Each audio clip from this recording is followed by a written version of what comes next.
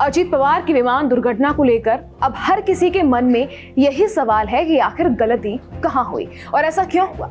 Aviation experts का कहना है कि टेक ऑफ और लैंडिंग के वक्त पायलट पर सबसे ज्यादा दबाव होता है। इन पलों में पायलट को कई चीजों पर एक साथ ध्यान रखना पड़ता है, जैसे हवा की रफ्तार, रनवे की स्थिति, विमान की स्पीड, ऊंचाई कंट्रोल और आसपास के मौसम की परिस्थितियां। और ये सब कुछ सेकंड दर सेकंड बदलता रहता है। ऐसे में कोई भी छोटी सी चूक बहुत बड़ा हादसा बना सकती है। खराब मौसम भी अक्सर दुर्घटनाओं में बड़ी भूमिका निभाता है। बारिश, धुंध और तेज हवाएं लैंडिंग के दौरान पायलट के लिए मुश्किलें पैदा कर देती है। तेज क्रॉसविंड विमान का संतुलन बिगाड़ सकती है, जिससे उसे सही एंगल में लैंड करना मुश्किल हो जाता है। बारिश से रनवे फिसलन वाला हो जाता है और ब्रेकिंग की दूरी बढ़ जाती है। अगर मौसम अचानक बिगड़ा हो और पायलट को मजबूरी में लैंड करना पड़ा हो तो जोखिम कई गुना बढ़ जाता है। रनवे विजिबिलिटी भी लैंडिंग के वक्त बेहद अहम होती है। पायलट को रनवे की लाइट्स और मार्किंग स्पष्ट रूप से दिखनी चाहिए, लेकिन अगर धुंध हो, बारिश की वजह से शीशे पर पानी जमा हो या एयरपोर्ट की लाइटिंग सिस्टम में कोई दिक्कत हो तो पायलट सही अलाइनमेंट खो सकता है। इससे विमान रनवे से भटक सकता है और क्रैश का खतरा काफी बढ़ जाता है।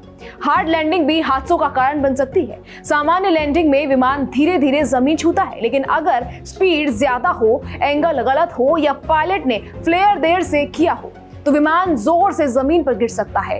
इस स्थिति में लैंडिंग गियर टूट सकता है या विमान उछल सकता है। ऐसे में क्रैश होने की संभावना काफी बढ़ जाती है।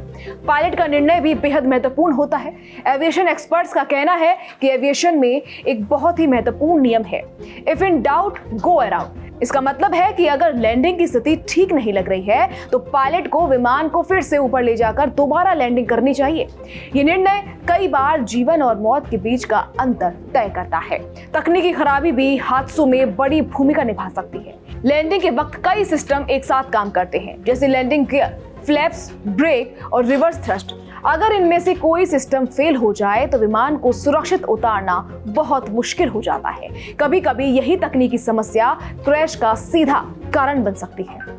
इसके अलावा पायलट को इन सब चीजों का सटीक वक्त पर ध्यान रखना होता है। स्पीड, ऊंचाई, फ्लेयर, रनवे की स्थिति, हवा की दिशा, ये सब कुछ एकदम सटीक होना चाहिए।